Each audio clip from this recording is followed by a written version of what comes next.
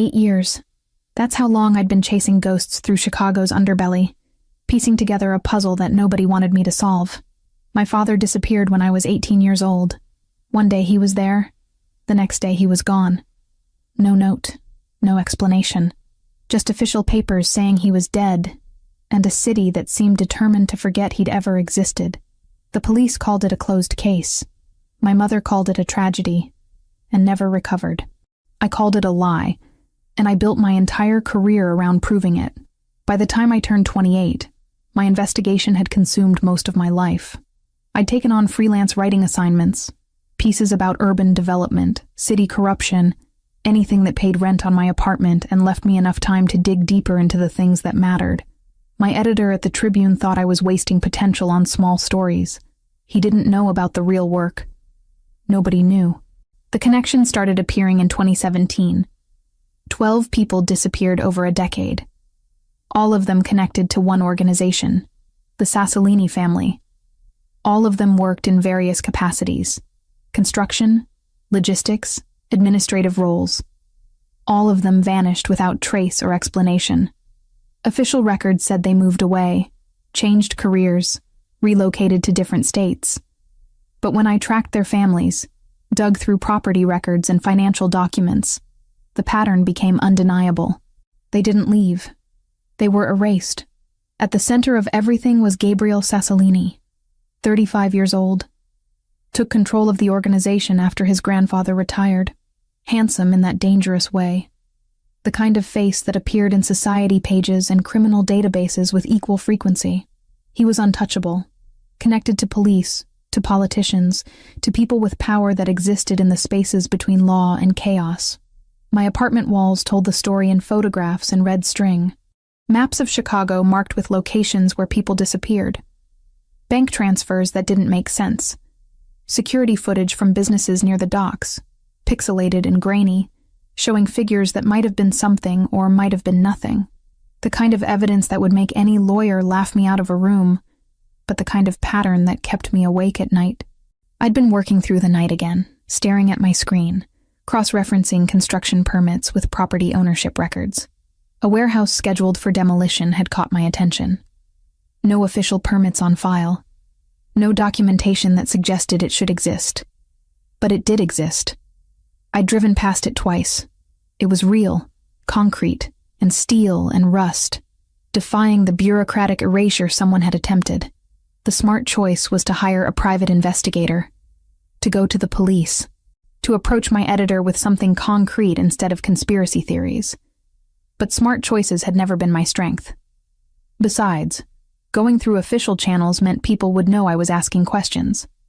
It meant someone could stop me before I found answers. October 15th, Wednesday evening. The forecast predicted rain moving in from the west, but the sky already looked angry, dark in a way that suggested the storm would arrive sooner than expected. I parked 3 blocks from the warehouse, in an industrial area where nobody paid attention to unfamiliar cars. I wore dark clothes, nothing threatening, nothing that screamed investigator, just a woman with a camera and a notebook, someone who might be doing urban photography or research for a writing project. Innocuous, invisible. The warehouse sat silent when I approached.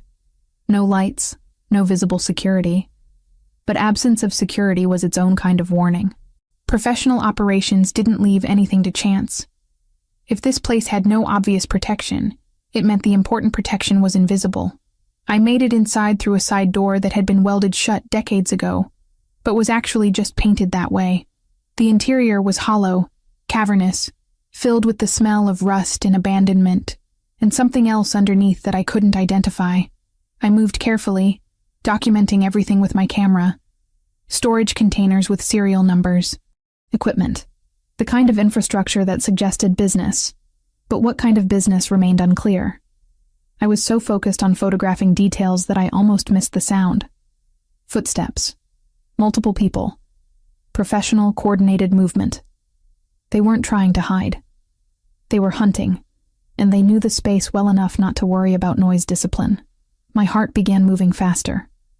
I moved toward the back of the warehouse, calculating distances and exits. The back wall had a service door that led to the loading area. Beyond that, The Chicago River ran black and industrial. I'd scouted it weeks earlier, a way out that seemed impossible until you understood that impossible was sometimes your only option. I started moving faster. The footsteps behind me accelerated. They'd seen me, or they'd noticed movement, or they'd expected someone and confirmed their suspicions. The calculation didn't matter anymore. Only escape mattered. The loading dock was empty. The night air hit my face. Cold. Damp with coming rain. The drop to the riverside access was further than I'd remembered. Maybe 4 meters. Survivable if you didn't think too hard about the landing, about what the water might contain, about whether anyone could reach you once you were in it. Behind me, I heard the service door open. Voices called out, urgent and sharp. I didn't think. Thinking was for people who had time. I moved to the edge, measured the distance with a glance, and jumped. The fall lasted maybe 2 seconds, but felt eternal. The water arrived like impact with solid concrete, cold that didn't feel like cold anymore. It was erasure. It was pain translated into something beyond pain. It was the absence of everything familiar. My lungs seized, my muscles locked. I kicked toward the surface, toward the concept of oxygen. But the river was moving faster than I could swim. The current pulled me downstream, spinning me, disorienting my sense of direction. Water in my mouth. Water in my lungs. This is what drowning feels like, I thought with surprising clarity. This is how it ends. 8 years of investigation, and it ends in a river in the dark, where nobody will ever know what happened to me. Then hands. Powerful hands gripping my jacket, pulling upward with force that seemed impossible. I broke the surface, gasping, coughing, my body convulsing as it tried to process oxygen again. I was being dragged toward the bank, away from the current, toward solid ground. A figure, silhouetted against the lights of the property behind him. A large property, secured, with guards I hadn't known existed. "You're all right," a voice said. Deep, rough, close to my ear. "You're safe," he said, eyes still sweeping the street. "Eyes on me. Breathe. I've got you." But I wasn't all right. I was choking on my own survival. My vision swam. The man holding me was moving me toward the bank with efficiency that suggested he'd done this before. Or he'd been trained for emergencies, or he simply knew what needed to happen next. He pulled me onto the concrete, and I coughed up river water, gasping like something that had forgotten how to breathe. My hands were shaking. My entire body was shaking. Through the blur of shock and cold and adrenaline, I tried to focus on his face, and something in that face, the structure of it, the intensity of his eyes, the way he was looking at me, triggered a memory. A fragment from before my father disappeared. A photograph I hadn't thought about in years. A man in my living room, laughing with my father, speaking in Italian. My lips moved. I wasn't planning to speak. The name came from somewhere deeper than conscious thought, from muscle memory and subconscious recognition. The cognomen my father had used when he still existed. The name he'd whispered in our house before everything changed. Phantom, I breathed. Barely audible. Barely more than reflex. The man froze. His hands, which had been supporting me, went absolutely still. His expression changed. Something flickering across his face like a switch being thrown. Recognition. Shock. Understanding. All of it compressed into a single moment. He knew. Somehow, impossibly, this man knew exactly what that name meant. And the realization that I'd just identified myself, revealed myself, placed myself completely at his mercy, hit me with more force than the river. Consciousness returned in fragments. The feeling of soft fabric beneath my cheek, the hum of air conditioning. Voices somewhere distant, speaking Italian too quickly for my drowsy mind to process. I wasn't in the river anymore.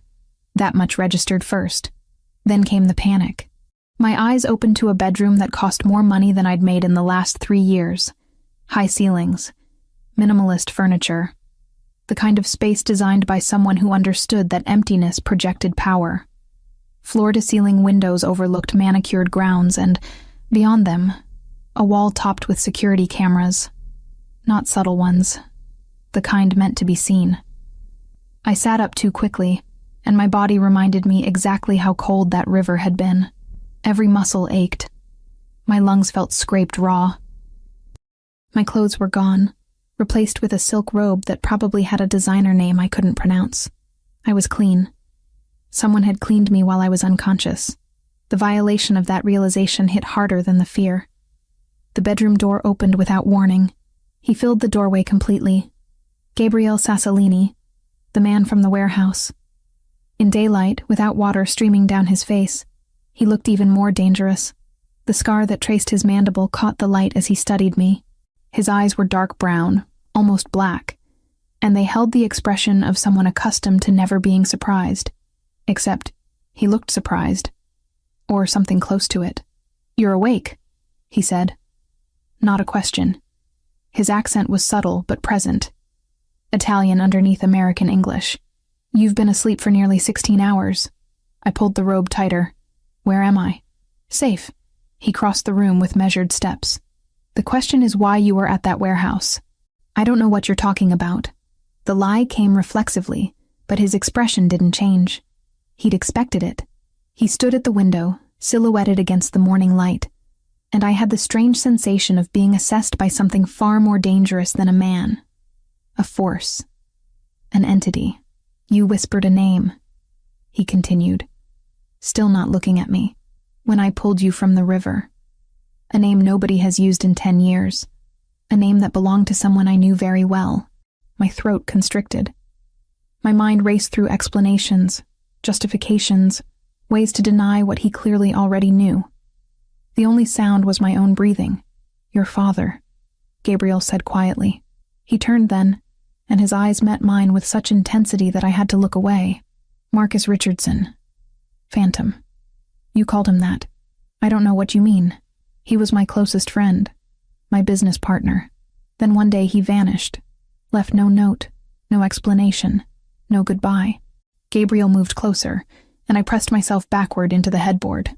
8 years later, his daughter appears in a warehouse she shouldn't know about, investigating the organization I run. Calling his old codename in a moment of panic. "Tell me, Jessica. May I call you Jessica?" How am I supposed to interpret that? I said nothing. The truth was too complicated, too dangerous, too connected to things I didn't fully understand. Gabriel seemed to accept my silence as answer enough. He turned back to the window. "I'm not going to hurt you. If I wanted you dead, you'd already be dead. Instead, I fished you out of a river." He paused, though I'm not entirely sure why. The implication hung between us. He'd saved me on impulse. The realization that he might regret it was almost worse than the threat of violence would have been. "I want to leave," I said. "No, you don't. You can't keep me here." Gabriel glanced at me over his shoulder, and something that might have been amusement flickered across his face. "Actually, I can. I own this property. I control this estate, and enough of the surrounding blocks to make you very easy to find. I own the local police captain, the mayor, and 3 state representatives. I can keep you here for as long as I decide is necessary." He returned his attention to the window. "But I'm not going to. You're free to walk out whenever you choose. The door is unlocked. The gates will open. You'll make it approximately 15 minutes before my people pick you up, and then the situation becomes considerably more complicated than it currently is. So the question isn't whether you can leave. It's whether you should." He left after that, closing the door behind him with careful softness. Not a slam. Not a threat. Worse, somehow. I waited 30 seconds before I was out of bed and moving. The bathroom was attached to the bedroom, and I found clothes laid out on a marble counter. Carefully chosen. Tan linen pants, a cream-colored sweater, shoes in burnt brown leather. Everything in earth tones. Nothing that stood out, nothing that drew attention. He dressed me in invisibility. I moved through the halls of his home like a ghost. The architecture was exactly what I'd expected from someone like him. Cold, expensive, designed to intimidate. Modern art on the walls that probably had significant price tags. Furniture that looked uncomfortable by design. Everything screaming wealth in languages that didn't require words. The library found me as much as I found it. 2 stories tall, books from floor to ceiling, a rolling ladder, The kind of space that suggested someone actually read, actually thought, actually experienced the world beyond violence and money. I moved deeper into the stacks, running my fingers along spines, and that's when I saw it. A photograph, framed, sitting on a shelf between first editions and leather-bound antiques. The glass was old, the image faded slightly, but the moment it captured was undeniable. 3 figures. A man I'd know anywhere, despite 10 years of absence. My father. Younger than I'd ever known him, his face unlined, his smile genuine. Next to him stood Gabriel, decades younger, but recognizable in the structure of his face, the intensity of his eyes, and between them, small and laughing, was me, 8 years old, before the abandonment, before the disappearance, before I learned that fathers could simply choose to evaporate. The photograph fell from my hand. I don't remember dropping it. I don't remember sinking to the floor. I remember only the sensation of the world tilting, of memories that I'd buried so deep I'd nearly convinced myself they were fiction, suddenly clawing their way back to the surface. I'd been in this room. This man had known my father. They'd been close enough to be photographed together. Close enough that my childhood self had apparently trusted him completely. I was still on the floor when Gabriel found me. He stood in the doorway, and his expression changed the moment he saw me. The predator softened, just slightly, into something almost like regret. "I should have put that away," he said quietly. I couldn't respond. My throat had closed around words I didn't have. Gabriel crossed the room and knelt beside me, not touching, just being present. His proximity triggered something else, a fragmented memory of his hands pulling me from the river, of his voice telling me I would be all right, of being saved by someone I'd spent years trying to find connections to. "You knew him," I managed. "Yes." "You were friends." "Yes." "Why did he leave?" Gabriel was quiet for a long moment. When he spoke, his voice carried the weight of a decade's worth of unanswered questions. "That's what I've been trying to understand since the day he disappeared. He left without explanation, without goodbye. He left me wondering if the friendship meant nothing, if the partnership was a lie, if everything we built together was going to collapse without him." He paused, and I heard the old pain in that silence, the kind that didn't fade with time, only deepened. "Your father was a good man," Gabriel continued. "Better than me, better than most people I've known. And I have no idea why he chose to vanish." I picked up the photograph with trembling hands. 3 people who'd been happy once. 3 people who'd been connected.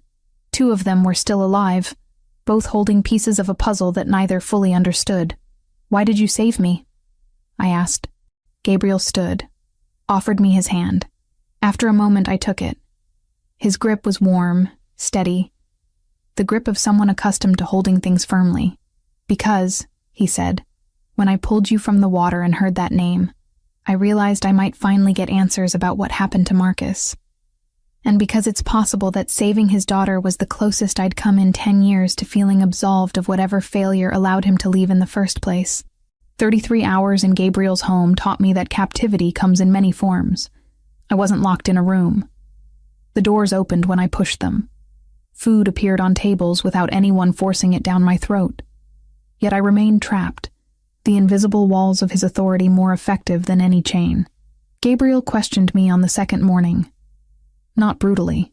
He sat across from me at a dining table that could seat 20, drinking espresso from a small cup, watching me with the patience of someone who understood that information extracted through pressure often came out distorted. He wanted truth, not panic. "Tell me about your investigation," he said. I chose my words carefully. "My father disappeared when I was 18. The police declared him dead. I didn't believe them. Why not? Because they didn't look very hard. Because the paperwork seemed rushed. Because nobody in my family got real closure. And I wasn't willing to accept that." Gabriel set down his cup. "So you became a journalist." "I became a lot of things. A journalist was just the most useful one." He leaned back in his chair, studying me the way a collector might examine a painting with a hidden signature. "You found a pattern connecting disappearances to my organization." "Yes." And you thought investigating a warehouse in the middle of the night alone was a rational strategy? I thought it was necessary. Necessary for what? To get yourself killed? To confirm suspicions that might have no basis in reality? His voice remained level, but I detected frustration underneath. What exactly were you hoping to find? I set down my fork. The food had gone cold anyway. Information. Proof. Something that would explain where he went and why nobody could tell me the truth. Gabriel was quiet for a long moment. His eyes moved across my face like he was reading text in a language he'd almost forgotten. Your father's name wasn't Marcus Richardson when I knew him. The statement landed like a grenade. I forced myself to keep breathing, to maintain the facade of composure, even as my mind raced through implications. In the organization, he went by Phantom. That was his operational designation. He worked for my family for 3 years before he disappeared. Gabriel rose from the table and moved to the window, hands clasped behind his back. I trusted him completely. He was my closest advisor on certain matters. We discussed business, politics, the structure of the organization. I told him things I told no one else. What kind of things? I asked carefully. That's not relevant to what I'm about to tell you. He turned back to face me. Marcus came to me one evening, approximately 10 years ago. He told me he was leaving. That night, he said it was necessary for his safety and the safety of his family. I asked him why, and he refused to answer. He simply said that if I valued our friendship, I would accept his departure without questions, and I would never attempt to find him. My throat tightened. And you let him go. I didn't have a choice. Marcus was intelligent enough to understand that if I pursued him, it would become a matter of organizational obligation rather than personal friendship. He was protecting me by removing the situation before it escalated. Gabriel returned to the table. What I want to understand is how his daughter ended up investigating crimes connected to my organization. How does someone go from private grief to public investigation without someone noticing? How did you stay invisible long enough to become dangerous? I couldn't answer honestly without revealing just how long I'd been digging, how many small sources I'd cultivated, how carefully I'd constructed a narrative that made sense only to me. Honesty would expose the depth of my obsession, but lying would give him reason to distrust everything I said going forward. I started small, I finally said, looking at public records, deaths that didn't make sense, disappearances that the police closed too quickly. Most leads went nowhere. Some led to people who worked for you. I connected dots that probably should have stayed unconnected, but you connected them anyway. Yes, Gabriel studied me with an expression I couldn't decode. Not anger, not disappointment. Something more complex. Your father would be furious with you, taking risks like that, drawing attention, becoming the kind of liability that organizations like mine eliminate without hesitation. He's not here to be furious, I said quietly. No, he's not. Gabriel moved to the window again, this time looking out at the grounds beyond the glass. I've spent 10 years wondering what I did wrong. What aspect of our partnership was false? What I missed that made him desperate enough to run in the middle of the night? He paused. Now I'm wondering if perhaps he ran precisely to keep me from finding out something that would have destroyed our friendship. I understood what he was offering. An alliance based on mutual need. He wanted answers about my father. I wanted the same answers. Together we might find them. Separately, we would remain stuck in our respective forms of grief. I need to call my editor, I said. He'll be looking for me. Your editor thinks you're in Wisconsin researching a story about rural property development. You texted him that you had a source who didn't want contact until you had substantive material. The message came from your phone, from this location. It's about a 3-hour drive after I brought you here. Horror flooded through me. You impersonated me. I protected you. There's a difference. Gabriel turned from the window. Your editor isn't searching for you because he believes you're fine. Your phone has been silent because I needed time to understand who you are and what you represent before other people started asking questions. That's not protection. That's manipulation. Yes, it is. He didn't deny it. In my experience, Jessica, those two things are often indistinguishable. The question is whether the manipulation serves your interests or works against them. I stood from the table. My legs felt unsteady, but I forced myself to move toward him. What do you want from me? I want you to help me find your father. I want you to use the investigation skills you've developed over 8 years to answer questions I've carried for a decade. In exchange, I will provide you with resources that no freelance journalist could access independently. We will search together, and whatever we find, I will help you determine how much of it belongs in a published story and how much belongs in the spaces between official record and truth. And if what we find implicates you, something that might have been respect crossed his face, then we'll deal with that when we reach it. But I suspect what we'll find implicates me far less than it implicates the people who made Marcus desperate enough to disappear. I realized then that I could leave. Gabriel had told me as much. The gates would open. The roads would carry me toward the life I'd been living before the river pulled me under. I could publish speculation without proof. I could alert the authorities to my knowledge. I could do many things that felt like freedom and tasted like defeat. Or I could stay. I could use the resources of a man with power and information. I could finally discover what happened to my father. The danger was obvious. The manipulation was explicit, but the alternative was to remain forever trapped in the small prison of not knowing. Teach me your business, I said. Help me understand how it works. Then tell me where my father fit into it. Everything. From the beginning. Gabriel nodded slowly. All right. But understand what you're agreeing to. Once you understand how the Sassolini organization operates, you become dangerous to people who prefer ignorance. There's no going back from that knowledge. There's no going back from jumping into a river, I replied. At least this way I chose my consequences. He almost smiled at that. A brief flicker of something that looked like approval. Then it was gone, replaced by the careful expression of a man about to share secrets that could destroy him. We'll start with your father, he said, because understanding him is the only way to understand why he left. Gabriel's archives occupied the 3rd floor of his home, a climate-controlled vault that would make any museum curator weep with envy. Rows of filing cabinets in polished steel. Servers humming in a secure room behind reinforced glass.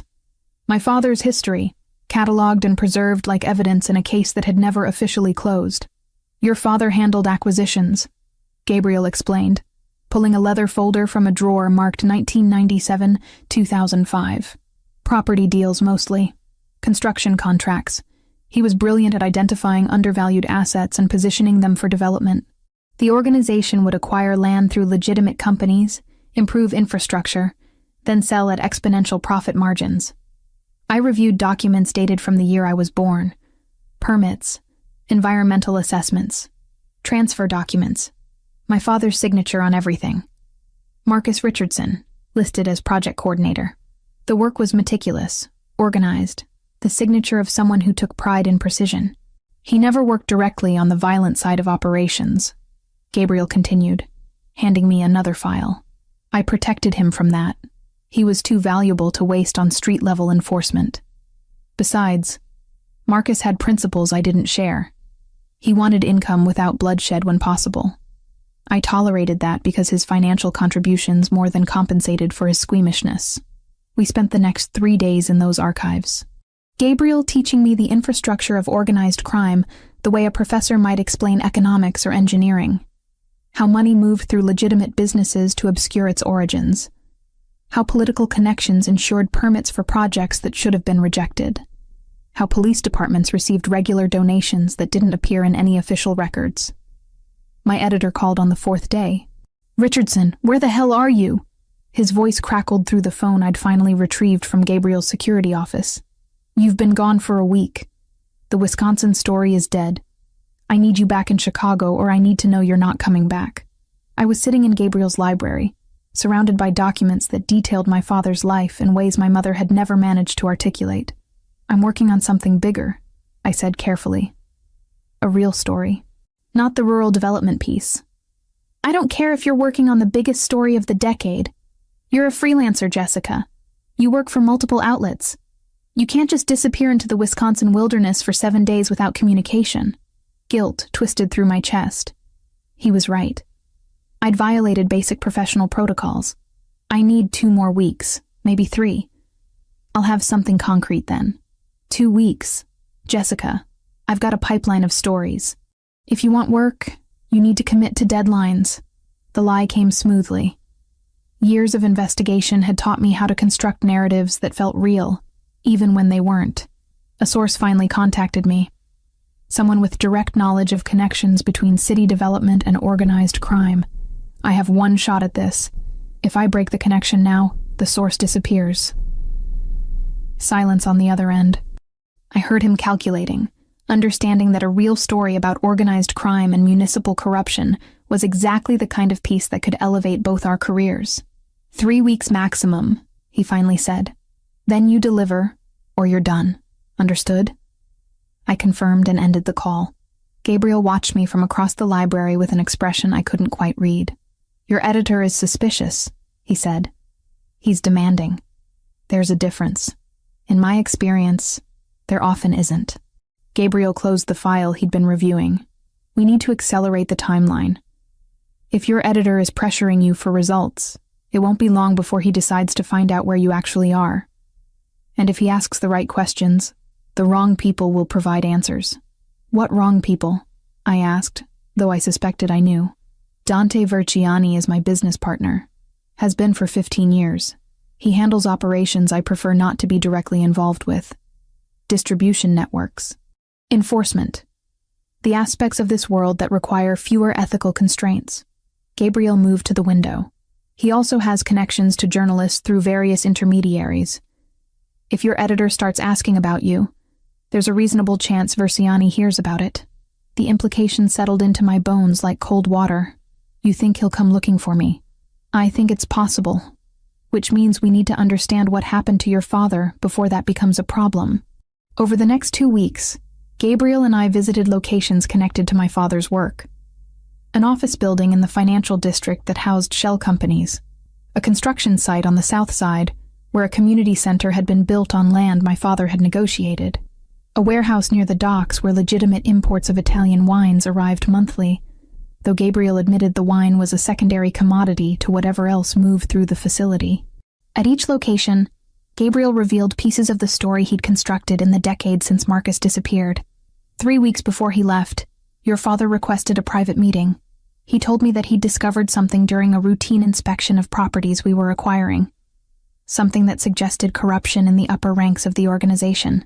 Specifically, he suspected that one of my trusted advisors was selling operational information to a rival family. Verciani? I asked.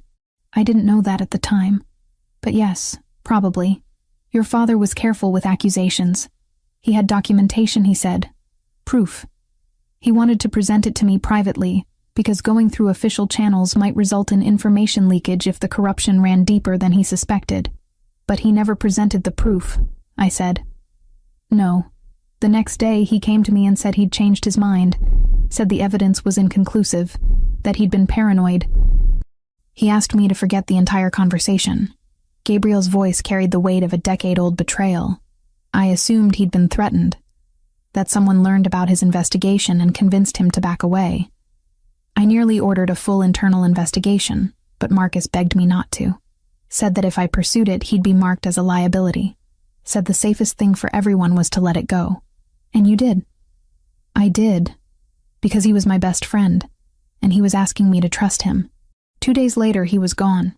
I processed this information while staring out at the Chicago skyline. My father hadn't abandoned Gabriel out of malice or betrayal. He'd sacrificed their friendship to protect him. He thought you were involved, I said quietly.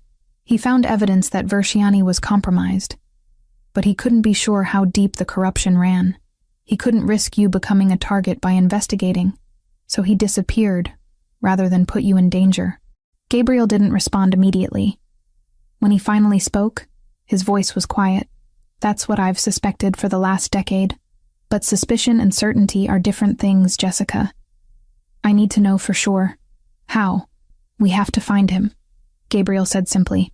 We have to locate your father and ask him directly what he discovered, what he feared, and why he thought disappearing was preferable to trusting me with the truth. The weight of that task settled between us. My father had vanished deliberately, carefully, leaving no traces. The official record said he was dead. Any other trail had been buried under 10 years of intentional obscurity. But Gabriel had resources I'd never possessed. Connections within federal agencies, access to informants, the kind of organizational power that could move through bureaucratic channels that would take journalists months to navigate. And I had something equally valuable. I had legitimacy. I had credentials. I had the ability to ask questions publicly, without arousing the same level of suspicion that would surround Gabriel's inquiries. Together, we began searching for a ghost who'd become human through his choice to vanish. The investigation that had consumed 8 years of my life suddenly felt less like obsession and more like necessity. We weren't looking for my father to expose him. We were looking for him to understand him. And somewhere in that distinction lay the truth that had eluded me since he disappeared. That evening, alone in my guest room, I found myself wondering if proximity to Gabriel was clouding my judgment, whether the authority in his voice and the certainty in his movements were making me forget that he was, fundamentally, a criminal, whether my need for answers had made me complicit in something I didn't fully understand. But those doubts faded when I thought about my father's choice. He'd trusted Gabriel enough to sacrifice their friendship. He'd believed in the man's essential goodness strongly enough to protect him through disappearance rather than betrayal. If Marcus had trusted him, maybe I could too. At least for now. At least until we found the truth that both of us had been searching for in different ways. The pressure from my editor intensified on the 4th day of investigating with Gabriel. 3 calls in succession, each one more demanding than the last. I sat in Gabriel's office, phone pressed to my ear, trying to construct explanations that wouldn't trigger further suspicion. "I need something concrete," my editor repeated. His tone had shifted from curiosity to calculation. "Right now you have theories and fragments. Organize them into an actual narrative or find a new assignment." After we disconnected, I sat in silence. Gabriel watched from behind his desk, understanding without explanation what the conversation had cost me. "He's losing patience," I said. "Your editor isn't the problem," Gabriel replied quietly. He set down his phone and moved to the window. "One of my associates just informed me that Dante Versiani has been asking questions about you. Specifically about your background, about your work as a journalist, about your recent disappearance." The air in the room seemed to thin. "How did he find out about me?" "He's had people monitoring your apartment. When you didn't return for a week, he became curious. He has contacts within journalism circles. It didn't take long for someone to mention that you'd been investigating connections to organized crime." Gabriel turned from the window, and his expression had hardened into something colder than I'd seen since the river. "Versiani is smart enough to understand that a journalist investigating your father's disappearance could eventually connect dots that lead directly to him, which means you've become dangerous to him. And dangerous people don't remain alive very long in his calculus. What will he do? He'll try to eliminate the threat. You." The statement landed without inflection, just fact. Gabriel moved closer, and I could see the tension in his shoulders, the controlled fury beneath his composed exterior. "I'm moving you," he said. "Tonight. We're leaving Chicago." "No." The refusal came automatically. "I'm not running again. My father ran. I'm not doing the same thing. Jessica, we're close to finding him. You said so yourself. 2 more days, maybe 3, and your contact in the federal program would have location information. I'm not abandoning that. Not now." Gabriel's jaw tightened. "You would choose pursuit over survival? I would choose answers over safety." He studied me with an intensity that made my skin feel exposed. "Then we do this differently. You don't go anywhere alone. You stay within protective distance from my people. And if Versiani makes a move, we respond decisively." We didn't wait long for that response to become necessary. The following morning, I left Gabriel's home for a controlled meeting with my editor. Gabriel insisted on preparation, on establishing protocols. I wore a wire disguised as a necklace. 2 of his men followed at discreet distance. Another pair waited near the... When I was 9, my father taught me to make a list with 2 columns. What we know, what we are pretending to know. He made me label the 2nd column in red. "Most mistakes wear the right uniform," he said, handing me a pencil that had been sharpened down to a stubborn nub. I asked why we had to color code lies. "Because you will forget which is which when you are tired." He did not raise his voice then either. He drew a box around the last red line and told me to sleep. That night, I'd hidden the list under my pillow like it was talisman or teeth for a ritual I didn't understand. Years later, standing in a borrowed kitchen staring at an open laptop, I drew the same box in the margin of my notes. The line inside it was simple. I don't know how this ends. The pencil didn't make me brave. It just made the page honest enough that I could keep going. Cafe the Marshals had pre-cleared for sightlines and exits where I'd agreed to meet. My editor arrived carrying his usual coffee and his usual expression of mild annoyance. He didn't notice the surveillance. He didn't notice anything except his irritation at my continued vagueness. "I need specifics," he said before I'd even sat down. "Names, dates, evidence. Right now you're asking me to trust a source I've never met about a story that sounds like conspiracy fiction." I was constructing a response when the black sedan pulled up to the curb outside. The extraction happened with precision. Multiple men in business casual clothing moved with choreography that suggested extensive planning. They surrounded my editor and me before I understood what was happening. One of them reached for my arm. The necklace transmitted my distress directly to Gabriel's security team.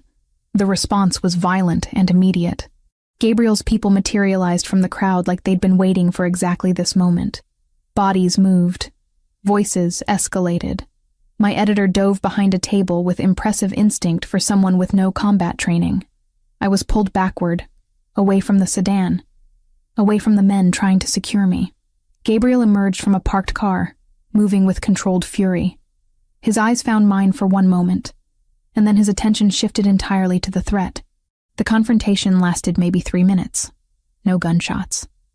That surprised me. Gabriel had chosen to keep the violence below the level that would attract police attention. His people were trained to subdue and extract, without attracting the kind of notice that brought law enforcement into the equation. One of Versiani's men broke free and ran. Gabriel didn't pursue. He simply watched him disappear into the Chicago street noise, cataloging the escape, filing it for later consideration. "You're all right," he said, hands on my shoulders, checking for injury. "You're all right." But I wasn't all right. I was shaking from adrenaline and terror, and the visceral realization that the world I'd been investigating intellectually was suddenly very real. These were actual threats. Actual violence. Not abstract concepts or theoretical possibilities, but flesh and blood, and the knowledge that people would genuinely hurt me to protect their interests. My editor stood up from behind the table, expression cycling through shock and fear, and then settling into professional calculation. "What the hell was that?" he demanded. "Exactly the story you wanted," I said, my voice steadier than my hands. "Now you understand why I couldn't give you details before you understood the stakes." Gabriel guided me back to his car. The streets felt dangerous now, every shadow containing potential threat. Inside the vehicle, with doors sealed and security protocols active, I finally allowed myself to breathe properly. "We're leaving Chicago tonight," Gabriel said. It wasn't a request this time. I wanted to argue. Instead, I asked the question that mattered. "Can we find him first, before we leave?" My father. "Can we locate him before Versiani realizes what we're doing?" Gabriel was quiet for a long moment. "My contact confirmed location information this morning. Your father is in Madison." On the highway to Madison, the city unspooled behind us, until it was only a rumor in the rear view. Marcus drove like the road owed him nothing. We spoke in notes more than sentences, plates we'd seen, a billboard with a phone number that didn't match the brand, the fact that a black SUV took the same exit, and then thought better of it. Evasive routing isn't glamour. It's silence and coffee that tastes like scorched paper, and the discipline not to accelerate when you're scared. I tried to imagine what I would say when we arrived. What a daughter says to a man who taught her to ask why, and then became the answer no one wanted. Marcus didn't offer comfort. He offered tasks. "Count the turns," he said. "If they take your phone, you still have math." I stared at the mile markers, at the grain silos pretending to be landmarks. This wasn't escape or pursuit. It was a narrowing, a funnel that ended with a door, and a father, and a question I had rehearsed and still did not know how to ask. Protective custody through a federal program. It's about a 3-hour drive. 3 hours. Between Chicago and my father stood 3 hours and the knowledge that Verciani would now be searching for both Gabriel and me, not to capture or interrogate, to eliminate the complications we represented. We go tonight, I confirmed. We get to him before Verciani understands where we're heading. Gabriel's hand found mine. The contact was unexpected, but I didn't pull away. His thumb traced small circles on my wrist, and for a moment the predator became something closer to human. Someone capable of protecting what mattered. Someone willing to drive 3 hours into danger, because a woman he'd known for less than 2 weeks needed answers about her father. If we're doing this, he said quietly, you need to understand something. Once we locate your father, everything changes. Whatever he tells us about why he disappeared, about what Verciani did, about the corruption in my organization, that knowledge becomes dangerous. It becomes the kind of information that either needs to stay secret or needs to be exposed in ways that will destroy my operation and possibly put your life in permanent jeopardy. I understand. Do you? His eyes held mine. Because once you have that information, Jessica, there's no going back to the life you had before. You'll be changed. Both of us will be. I thought about the woman I'd been before the river pulled me under. The woman obsessed with ghosts and patterns, and truth existing in spaces no one wanted to examine. The woman who'd been willing to risk everything for answers. Take me to my father, I said. Everything else we'll face when we have to. Gabriel drove us through the Chicago night toward answers that waited 3 hours away in Madison. Behind us, the city receded into darkness. Ahead of us lay the possibility of finally understanding why my father had chosen to vanish. And somewhere in the space between past and future, the truth that would either bind us together or destroy us completely. The safe house sat on a quiet residential street in Madison, a 2-story colonial with blue shutters and a white picket fence that screamed normalcy. Gabriel parked 2 blocks away and we walked the distance in silence, our footsteps deliberate and measured. His security team had already confirmed the location was secure, that no one had followed us from Chicago, that the federal marshals assigned to my father's protection were expecting our arrival. The door opened before we could knock. A man in his mid-50s stood in the threshold, and for a moment I couldn't reconcile the image with my memories. 10 years had marked him. Gray had invaded his dark hair completely. His face carried lines that spoke of chronic stress and sleepless nights. But his eyes were exactly as I remembered. Sharp, intelligent, carrying the weight of secrets. Jessica, he said, and my name in his voice broke something inside me that I didn't know was broken. My God, you're all grown up. I couldn't move, couldn't breathe properly. Gabriel placed a steady hand on my lower back, and the contact grounded me enough to step forward. Marcus Richardson looked past me to Gabriel, and recognition flickered across his face. Recognition and something else. Guilt, maybe. Or regret. He extended his hand, and Gabriel accepted it with a grip that lasted longer than a normal greeting. You came, Marcus said quietly. My daughter led me here. Gabriel replied. The words were measured, controlled, but I detected the emotion underneath. Decade-old rage and hurt and confusion compressed into 3 words. We moved inside. The house was sparse, impersonal, the kind of temporary dwelling that people occupied without leaving traces. Federal protection meant isolation. It meant assuming a new identity and abandoning the life you'd built. It meant looking at photographs of your child through a screen and wondering if you'd made the right choice.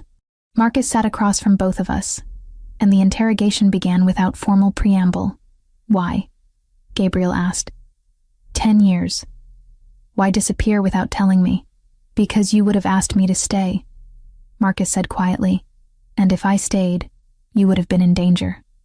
The moment I discovered what Dante was doing, the moment I understood the scope of the corruption, I became a liability.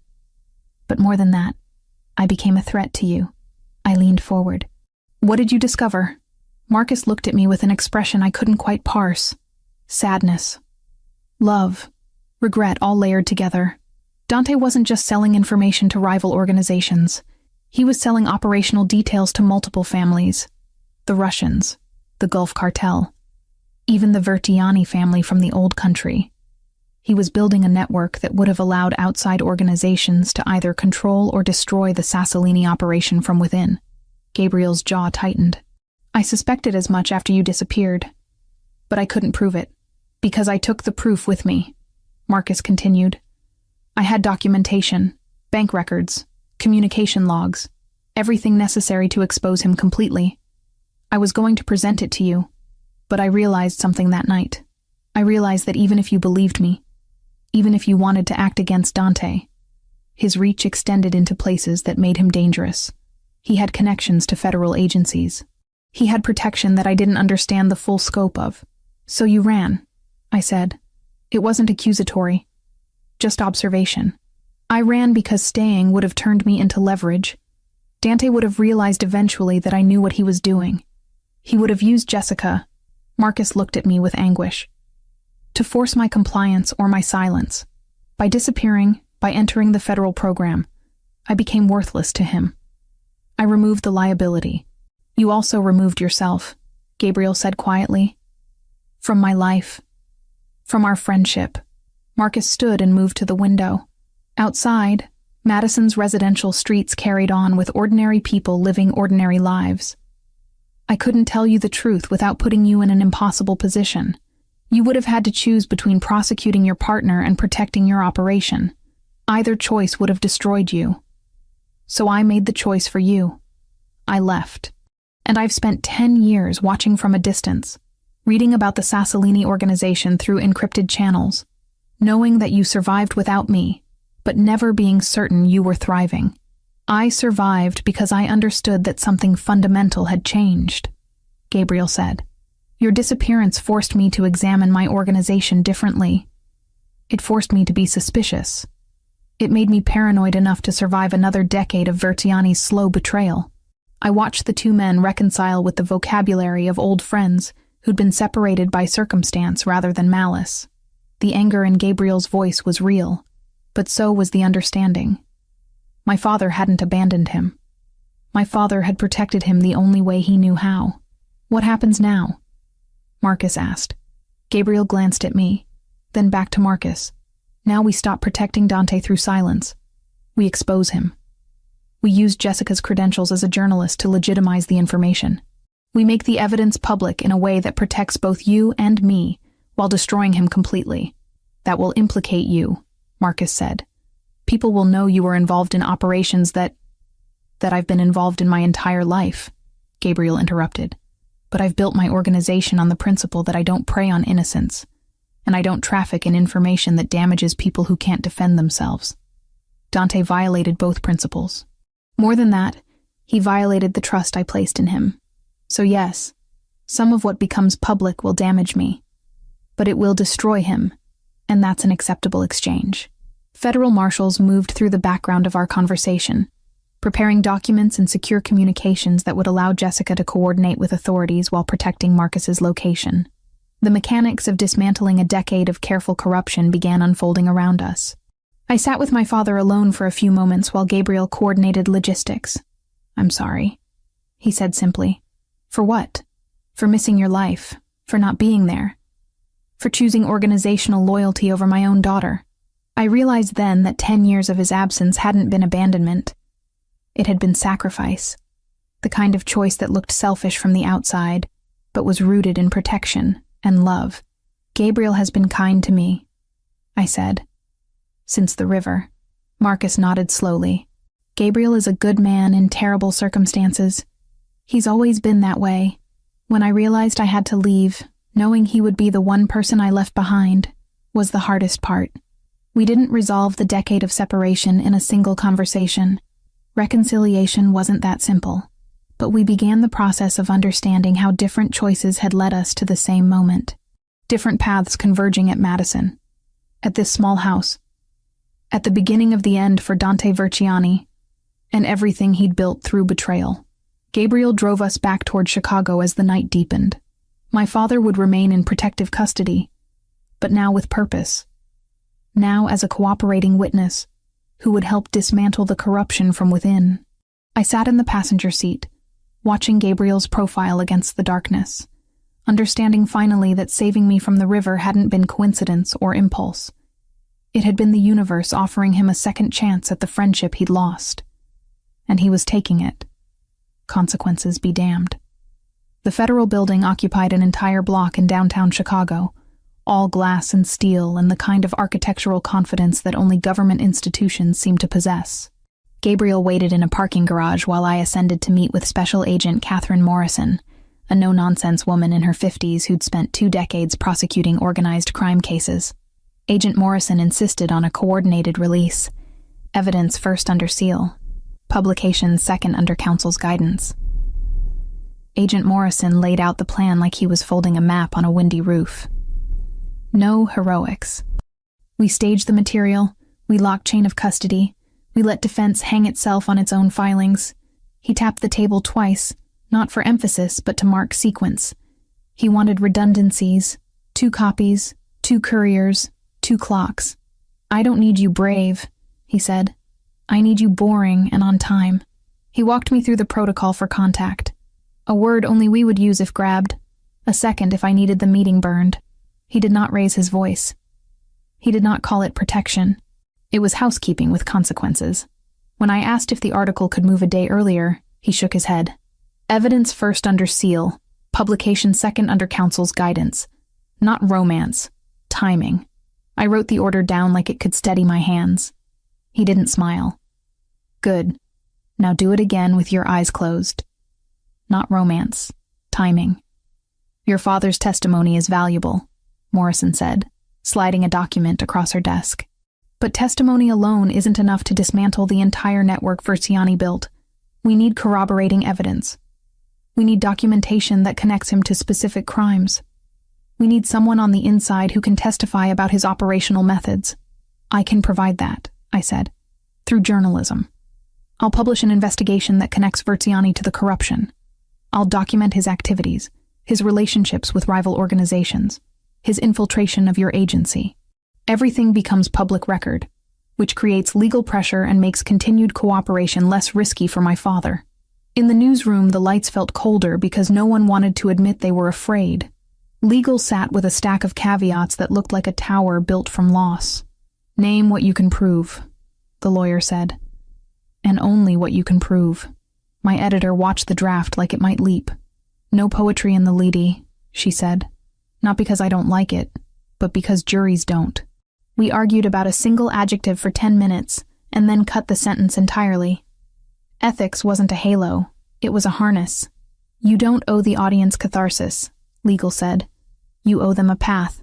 I took out a line that made me feel brave, and replaced it with a date and an invoice number. It read colder and truer, and I hated that this was the same thing. When we finally stood up, the page looked smaller than the harm it described. That was the point. No verdicts. No victory laps. Just the door we could open, and the ones we could now close. Morrison leaned back in her chair. You understand that publishing this story will make you a target? Versiani doesn't forgive threats to his operation. Once your name is attached to these revelations, he'll consider you an enemy. I'm already his enemy, I said quietly. I've been investigating him for 8 years without knowing it. At least now I'm doing it intentionally. We spent 3 hours constructing the framework for simultaneous legal and journalistic action. My father would testify before a grand jury about specific instances of corruption. I would publish my investigation, connecting those instances into a broader narrative of betrayal and organized crime infiltration of federal agencies. The timing would be coordinated to maximize pressure on Versiani and minimize opportunities for him to flee or destroy evidence. Gabriel was waiting in the parking garage when I emerged. His expression remained controlled, but I could see the tension in his shoulders, the way his hands gripped the steering wheel as we drove back toward his penthouse. Versiani knows we're moving against him, Gabriel said without preamble. One of my people detected unusual activity in the organization. He's consolidating support, moving money, preparing for something. War, I said. Internal war. He's going to challenge my authority. He's going to claim that I've become weak, that my decision to investigate corruption is destabilizing the organization, that his vision is what we need to survive. Gabriel's jaw tightened. He'll frame his actions as reformation, not betrayal. And unfortunately, some of my people will believe him. That evening we gathered in Gabriel's office. His closest advisors, men I'd learned to recognize over the past weeks. Franco, his second-in-command, several regional managers. They looked at me with varying degrees of hostility, confusion, and assessment. "Jessica has agreed to publish an investigation," Gabriel announced. "The investigation will expose Dante's corruption. It will document his ties to rival organizations. It will make clear that his actions endanger all of us." "You're bringing a journalist into our business?" One of the men, a stocky figure named Antonio, looked appalled. "You're opening us to exposure." "Jessica's investigation will appear regardless of whether she has our cooperation," Gabriel replied calmly. "With our cooperation, we control the narrative. Without it, Dante controls it. I prefer to choose my vulnerabilities." The discussion lasted hours. Arguments were presented. Objections were raised and addressed. By midnight, Gabriel had secured commitment from enough senior figures that any move by Verziani would result in organizational fracture, rather than seamless transition. "You need to go somewhere safe," Gabriel told me after everyone had left. "Verziani will move against me within days. He'll try to eliminate threats. You're a threat now." A federal safe house became my residence for the next 3 days. Concrete walls, unmarked entrance. 2 marshals stationed outside.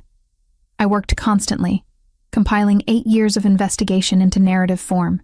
My editor called repeatedly, becoming increasingly frantic as I finally began delivering material that confirmed every suspicion he'd ever held about organized crime in Chicago. "This is Pulitzer material," he said, "assuming it doesn't get you killed." "I'm aware," I replied. Gabriel called every 12 hours, his voice carrying the strain of navigating organizational politics while preparing for confrontation. "Verziani has moved against 3 of my people, attempted to convince them to switch allegiance. One of them turned him in immediately. The other 2 pretended to consider his offer while reporting back to me. Is he going to come after you directly?" I asked. "Eventually, but not yet. He's testing the waters first, seeing how many people will support him before he makes his move." The federal prosecutors coordinated with my publication. Timing became everything. My story would publish on Monday morning. The grand jury testimony would occur Monday afternoon. By evening, Verziani would be arrested on preliminary charges. The legal apparatus would move with speed, designed to prevent his escape or destruction of evidence. I spent Sunday evening in the safe house, reviewing my article one final time. 8 years of investigation compressed into 5,000 words. My father's name wasn't mentioned, but his experience threaded through the narrative. Gabriel's organization remained unnamed in most places, referred to simply as the subject organization. But anyone in law enforcement or organized crime would understand exactly what the article described. My editor's message arrived at midnight. "Publication is locked in. No changes. You're changing the city tomorrow, Jessica. Be ready for the consequences." I understood what he meant. Once my name appeared on this story, I would become public record. My investigation would be archived in databases and news libraries. Verziani might face prosecution, but the danger wouldn't end. There would always be people connected to his organization who considered revenge appropriate response to betrayal. Gabriel arrived before dawn, before the marshals expected him, using security protocols that allowed him access to the safe house. He looked exhausted. His dark eyes held the weight of a man preparing for war against people he'd once trusted. "Your article is going to destroy him," Gabriel said quietly. "I know. It's also going to change everything. Between us. Between you and your father. Between you and this city. I know that too." He pulled me close, and I felt him trembling slightly. Not from fear. From the realization that choices made in the previous weeks had led inexorably to this moment. This threshold. After Monday morning, there would be no going back. "When this is over," he said against my hair. "When Verziani is imprisoned, and the investigation is concluded, I'm going to ask you to stay. I know I shouldn't ask. I know what I am, what my organization represents, but I'm going to ask anyway." I pulled back to look at him. His scar caught the early morning light, a physical manifestation of the life he'd lived. A life of violence and power and calculated risk. "Ask me after Monday," I said. When we both understand what surviving this actually costs. He kissed me then, and it felt like a promise disguised as goodbye, like all the tension and proximity and danger of the past weeks, crystallizing into single moment of absolute clarity. Monday morning arrived with the weight of consequence. My article published at 6 a.m. exactly. Within hours, it was trending nationally. Within 8 hours, federal marshals arrested Dante Verziani at his home in the suburbs. Within 12 hours, my father sat in a federal courthouse and testified about 10 years of observation, documentation, and evidence of systematic corruption. I called my mother the night before the article ran. We didn't talk about forgiveness, only about breathing through whatever would follow. When the story broke and my father's testimony became public record, she didn't say, "I told you so." She said, "I can sleep tonight," and for the first time in a decade I believed her. The 12 names that had started everything didn't stay as red pins on my wall. In the filings unsealed after Dante's arrest, 6 appeared as employees funneled through shell contractors. 3 had life insurance anomalies tied to the same brokerage. All 12 intersected properties, Marcus flagged in his notes. I pulled the pins from the board one by one and laid the names flat like they could breathe easier on paper. There were patterns that had hid in plain sight because they wore uniforms we trusted. Vendors with 1 extra initial, contractors with safety records so clean they squeaked. 6 of the 12 had been hired through companies that existed only in mail drops. 3 had life insurance riders written by the same broker who made partner too young to have earned it. On Marcus's map, the intersections weren't roads. They were properties, warehouses with perfect lease histories and no footprints in winter photographs. We weren't chasing ghosts. We were closing the door behind men who thought doors were ornamental. When the filings were unsealed, the neatness of it was the insult. Dates that matched pay cycles, approvals that landed at 4:58 p.m., signatures that shook only when the weather did. The story wouldn't resurrect anybody. It would at last call their absence by its correct name. They weren't ghosts anymore. They were evidence. The machinery of justice, when it finally moved with terrifying efficiency. The confrontation came 3 days after my article published, and my father testified. Gabriel called me to his office, and I found him standing at the window with blood on his cufflinks. Not much. Just enough to suggest someone had recently disagreed with him about organizational structure and decision-making authority. Dante tried to stage a coup, Gabriel said without preamble. He approached 6 senior members and offered them positions in a restructured organization.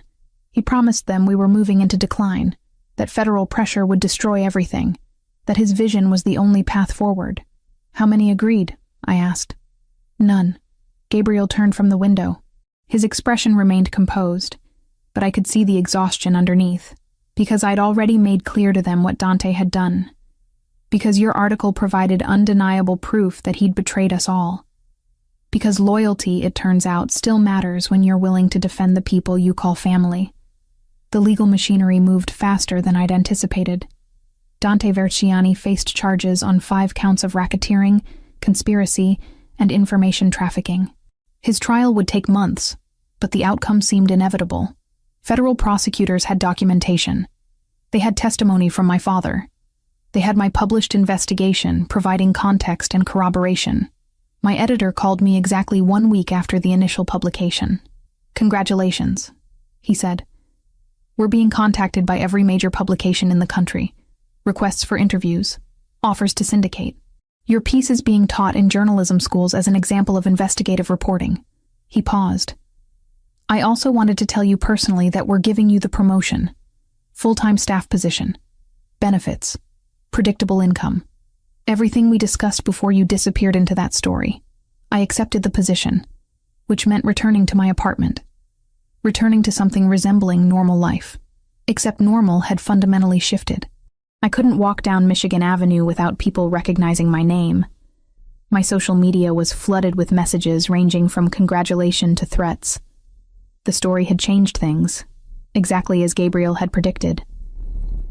My father relocated from protective custody to a monitored residence in northern Illinois, close enough to Chicago that Gabriel could visit without it being obvious, far enough that he remained insulated from direct danger. The reconciliation between them was incomplete, but progressing. Two men learning to rebuild friendship across a decade of separation and sacrifice. Gabriel and I existed in the space between definition. Not quite together, not quite separate. He still controlled organized operations that extended across multiple states. I still reported for a newspaper with editorial standards that conflicted with his world. The contradiction created constant tension, the kind that kept us aware of what we were actually risking by remaining proximate. "I could leave," Gabriel said one evening as we sat in his penthouse overlooking Chicago. The city spread below us like something we both inhabited but didn't fully belong to. I could liquidate operations, walk away from the organization, become legitimate. "You wouldn't survive it," I replied quietly. "Not emotionally, not psychologically. This is who you are." "And what are you?" I considered the question carefully. I'm someone who discovered that chasing truth doesn't always provide the kind of clarity you want. I'm someone who loves a man she shouldn't be able to love. I'm someone who's learning that moral certainty is a luxury fewer people can afford than they claim. Gabriel reached for my hand. The contact was gentle, which somehow made it more intense than any dramatic gesture. "I want you to stay. I know, but you're not going to decide tonight." "No," I agreed. "I'm going to decide every morning whether staying is still the right choice. And maybe that's the most honest thing I can do with both of us." My editor didn't ask questions when I remained in Chicago instead of moving to the main office. He simply sent assignments my way, work that allowed me to maintain proximity to sources and stories that emerged from the chaos Verziani's arrest had triggered. Federal investigations expanded. Organizational restructuring became news. And I reported it all with the careful balance of someone who understood both sides of the conflict. After the story ran, the city didn't fall apart. It flinched. Phones learned a new rhythm. Doors learned to pause before they opened. Anonymous tips arrived like weather. Noisy, mostly wrong, occasionally clean. Morrison throttled access until rumor starved. Marcus left the board up but took the pins down. Holes in cork felt truer than thread. I bought a second lock and a quieter kettle. A neighbor I barely knew started walking his dog on my block at the right hours and never said a word about it. None of that was victory. It was maintenance. The kind of work you do when you accept that justice doesn't feel like fireworks. It feels like paperwork that finally adds up. At night, I would reread the paragraph where the facts held hands across the page and remember that I had not been brave, only thorough. Some mornings that was enough. On the others, I borrowed against the quiet and paid it back by noon. 3 months after Verziani's arrest, my father joined Gabriel and me for dinner at a restaurant Gabriel didn't own, but had connections to. The meal was awkward in the way that reconciliation always is, people trying to rebuild bridges across chasms that had seemed unbridgeable. But it was happening. Progress emerged in fragments. "I don't expect forgiveness," my father said to Gabriel during the meal, "for disappearing, for taking the decision away from you." "I don't expect it either," Gabriel replied, "for not pursuing you harder, for allowing doubt to overcome friendship. They were both right, both wrong, both capable of understanding the other's perspective while still carrying the weight of their choices." That night, back at Gabriel's penthouse, I stood on the balcony looking down at the city. Lights reflected off the Chicago River, turning it into something beautiful, despite knowing what lay underneath. Dante Verziani sat in a federal holding facility waiting trial. My father was learning to exist outside protective custody. My editor had accepted that I would work remotely from Chicago indefinitely. Gabriel had consolidated organizational authority and begun implementing reforms that reduced direct violence while maintaining operational effectiveness. Everything had changed. Nothing had fundamentally altered. "Are you thinking about staying?" Gabriel asked, joining me on the balcony. "I'm thinking that I don't have a choice anymore," I said. "I'm too connected now. To you. To my father. To this city and what it represents. Leaving would be retreat, and I'm finished retreating."